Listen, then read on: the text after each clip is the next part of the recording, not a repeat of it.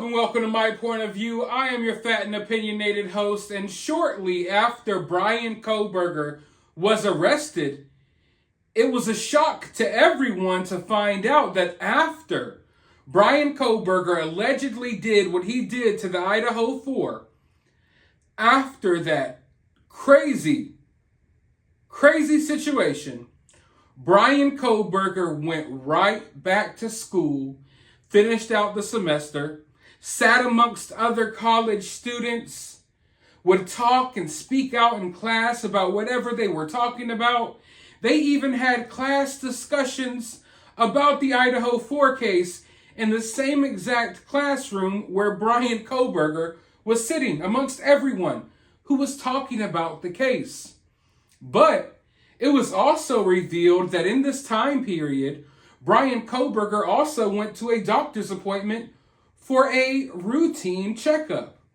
Well, we've heard from all types of people who know Bryan Kohberger, and now some of the people at the doctor's office who, I guess you could say, treated Bryan Kohberger that day, they're speaking out about how Bryan Kohberger was acting at his doctor's appointment.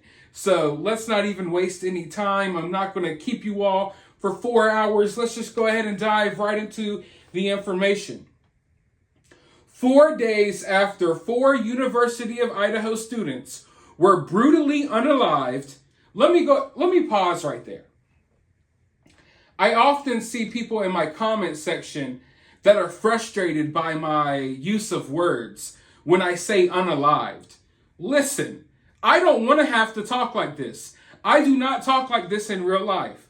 I am not some woke type of person. I'm not PC, if you will. I'm not triggered by using the real language that I would like to use here. I'm trying to follow YouTube's new rules. They're cracking down on cussing. They're cracking down on us using regular words that we use in everyday conversations. So I say unalivings so I'm allowed to stay here on YouTube and make content to inform and entertain you all. This is YouTube's new guidelines, so don't look at me. Trust me, I don't want to talk like this. It's frustrating. And I mean, it's hard to keep up with all the damn rules they create. But let's go back to what we were talking about. 4 days after 4 University of Idaho students were brutally unalived, college students there and at nearby Washington State University were so scared that there was this psychopath on the loose that they either stayed inside, they canceled their appointments, and a lot just simply left town. Bryan Kohberger, though, not only made it to his routine medical appointment in Pullman, Washington, but he also charmed the staff there. A receptionist at the office reveals. On November 17th, Kohberger arrived at his appointment in a black North Face jacket and was so friendly with staff members that they even took notice.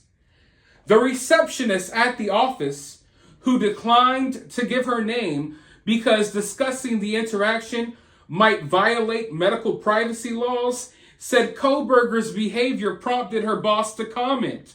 She said, "He is so nice and charming." She never says that about anybody, says the receptionist. I was like, yeah, he really was. He scheduled an ordinary follow-up appointment for the spring semester. Now, this is a piece of information that will surprise a lot of people, but it won't surprise me. And when it was revealed that Bryan Kohberger went to class after he allegedly did what he did, and some of the classmates said that he was even more outgoing and more outspoken after this situation happened.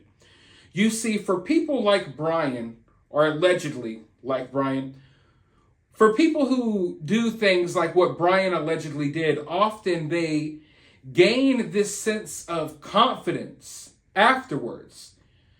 Because doing what Bryan did, I believe it gave him a sense of power that he never had in his life. Oftentimes, individuals that carry out acts like this, They don't have any power over anything else in life. Sometimes they're bullied. Sometimes they don't feel like they have much value at home, much value in their social life. They feel as if they have no power. They're not good at getting women. They feel weak. And then when they do something like this, they take someone else's life, then they feel empowered. Also, oftentimes this is like a craving for people. Oftentimes they get off on it. So it's like, seeing someone you had an intimate moment with one night, and you wake up the next day and they're cooking you breakfast. I hate to explain it that way, but that's how a lot of these people are. It's like it's a release for them. It's a release. Sometimes it's sexual, sometimes it's not. But it's a release for them, and sometimes it feels like a weight that is lifted off of them after they do this crazy stuff. Because it's something that they've based their lives on. They've obsessed over it. They thought about it day in and day out. Like Bryan Kohberger, we know that he was stalking and watching these victims. So for him, I would believe that after he finally did what he did, it was almost like a relief to him. And then he has this new sense of power. And he's probably walking around big-headed like, oh, I'm going to get away with it. Because he thinks he's smarter than what he is.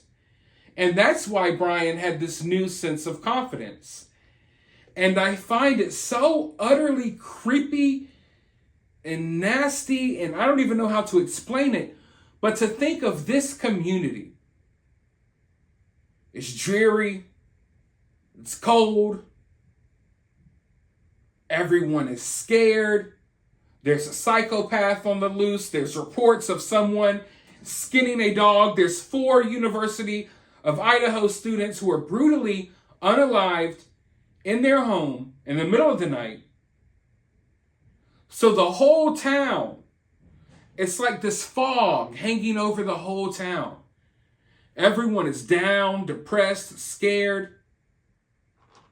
And the one person that is walking around, head held higher than ever, more outgoing than before, is Bryan Kohberger, the person who allegedly did this.